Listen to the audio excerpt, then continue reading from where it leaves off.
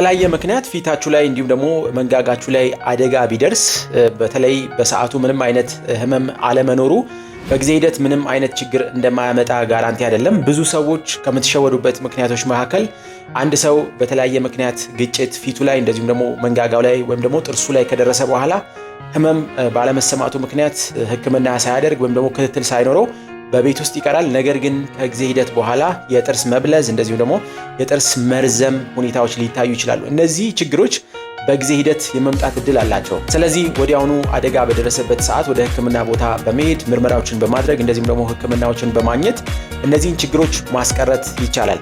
ነገር ግን በጊዜ ሂደት የሚመጣ የጥርስ መብለዝ እንደዚሁም ደግሞ የጥርስ መብለዝ እንደዚሁም ደግሞ የጥርስ መርዘም ሕክምናው ምናልባትም ጥርሱን ወደ ነበረበት የንጣት ደረጃ መመለስ ላይችል ይችላል። እንደዚሁም ደግሞ የጥርስ መርዘም ደግሞ ካለ ወደ ውስጥ ማስገባት ስለማይቻል ሌሎች የሕክምና አማራጮችን መውሰድ ግድ ይላል።